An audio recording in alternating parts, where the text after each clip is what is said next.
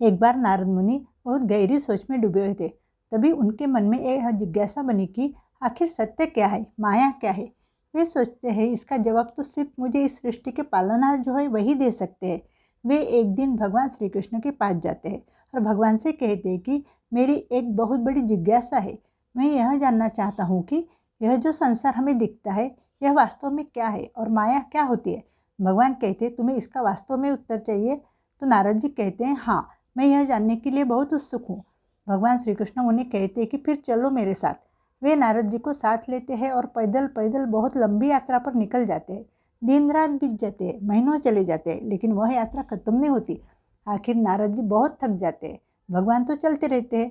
वे भगवान से कहते हैं कि हे प्रभु, अभी मुझसे नहीं चला जाता है और मुझे प्यास भी बहुत लगी है। आप कुछ ऐसी व्यवस्था करो कि जहाँ मुझे पीने के लिए पानी मिल जाए। लेकिन वहाँ तो मरुस्थल में कहीं पानी का स्रोत नहीं दिखाई दे रहा था। तब भगवान बोले कि आप खुद पानी की व्यवस्था करें, तब तक मैं यहाँ बैठता हूँ। नारद जी जल ढूंढने के लिए निकल पड़ते हैं। उन्हें दूर दूर तक जल दिखाई नहीं दे रहा था। चलते चलते अचानक उन्हें दिखता है कि एक कुएं पर कुछ लड़कियाँ पानी भर रही है। नारद मुनि वहाँ पहुँचते हैं तो उनमें से एक लड़की बहुत सुंदर थी। वे उसके पास जाते हैं और उससे कहते हैं कि क्या आप मुझे थोड़ा पानी पिला देंगे। तब लड़की बोलती है कि हाँ मुनि जी, मैं ज़रूर पानी पिलाऊंगी। तब वह जल पीने लगती। नारद मुनि जल पी रहे थे और लड़की जल डालती जा रही थी। जल पीते पीते वे लड़की के तरफ देखते जा रहे थे। तभी नारद मुनि लड़की के प्रति मोहित हो जाते हैं। पानी पीना खत्म होते ही नारद मुनि वहाँ से हटे तो लड़कियाँ अपने रास्ते पर जाने के लिए निकलती है। तब नारद मुनि खुद को रोक नहीं पाते और उन लड़कियों के पीछे चलना शुरू कर देते हैं। चलते चलते वे एक नगर के पास पहुँच जाते हैं। उसमें से वह जो सुंदर लड़की थी वह एक बड़े महल के अंदर चली जाती है। वह एक राजा की कन्या थी और वह अपनी सहेलियों के साथ उस दिन कुएं पर पानी भरने के लिए गई थी। अब नारद मुनि महल के अंदर प्रवेश करते हैं और राजा से कहते हैं कि मुझे आपकी बेटी से प्यार हुआ है और मैं उससे विवाह करना चाहता हूँ। तब राजा कहते हैं कि आप तो एक मुनि हैं, आपका तो कोई एक ठिकाना नहीं है। मैं इस बात के लिए तैयार हूँ, लेकिन मेरी एक शर्त है कि विवाह के बाद आपको मेरे महल में रहना पड़ेगा। मेरे साथ आगे की दिनचर्या बितानी होगी, क्योंकि मेरी एक ही पुत्री है, इसलिए आपको ही सब कुछ संभालना होगा। नारद मुनि रहने के लिए तैयार हो गए। मैं सब संभाल लूँगा, ऐसे कहकर वे राज्य में रहना शुरू कर देते हैं। अब शादी हो जाती है, बच्चे हो जाते हैं, बच्चे बड़े हो जाते हैं।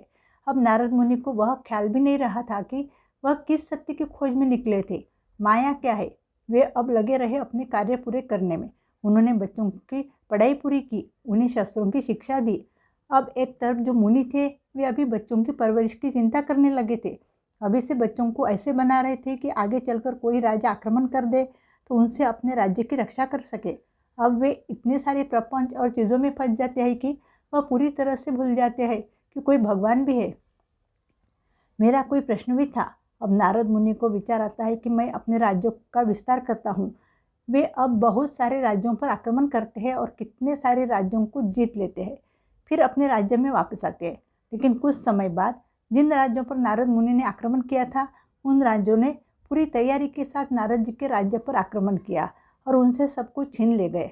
उन्हें पूरी तरह से हरा देते हैं और उनका सारा साम्राज्य छीन लिया जाता है। नारद मुनि अपने पत्नी और बच्चों को लेकर दर दर की ठोकरें खा रहे थे। जो एक दिन राजा था वह भी सोचने लगा कि कैसे जीवन व्यतीत करूँगा। भिक्षा मांग कर ही खाएंगे। भिक्षा मांगने के लिए राज्य से बाहर जाना था, क्योंकि राज्य छीन चुका था। उन्हें अब नदी पार करके दूसरे राज्य में जाना था। वे नदी पार करने के लिए नाव में जाकर बैठते।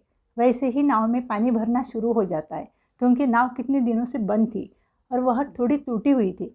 देखते ही देखते नाव में पानी भरने की वजह से उनकी पत्नी और बच्चे पानी में डूबने लगते हैं। वे किसी को भी नहीं बचा पाते। वे खुद बचकर नदी के दूसरे किनारे तक आ पहुंचते हैं और वहां पर जोर जोर से रोने लगते हैं और कहते हैं कि हे प्रभु, ये क्या माया है और यह क्या कर दिया। जैसे ही मैं आँख खोलते हैं तब उन्हें दिखाई देता है कि वे तो कहीं गए ही नहीं थे। वास्तव में नारद मुनि प्रभु के पास ही बैठे हुए थे। प्रभु उसे कहते हैं कि क्या हुआ नारद, तुम इतने घबराए हुए क्यों लग रहे हो। नारद मुनि कहते कि प्रभु, मैं जाग गया। प्रभु, मुझे समझ आ गया है। भगवान पूछते हैं कि तुम्हें क्या समझ आया है। तब नारद मुनि कहते हैं कि जो भी मुझे प्रपंच दिख रहा था, बंधन दिख रहा था, वह वास्तव में वास्तविक नहीं था। सत्य क्या है और असत्य क्या है मैं जान चुका हूँ। जब मैंने आपको पुकारा, भगवान ये क्या हो रहा है, तभी मुझे समझ आया। तभी मेरी नींद खुली। मैं जागा और तब मुझे पता चला कि मोह माया क्या होता है। अगर आपको आज की कहानी पसंद आई है तो प्लीज़ लाइक कीजिए, शेयर कीजिए और चैनल को सब्सक्राइब कीजिए। Thank you.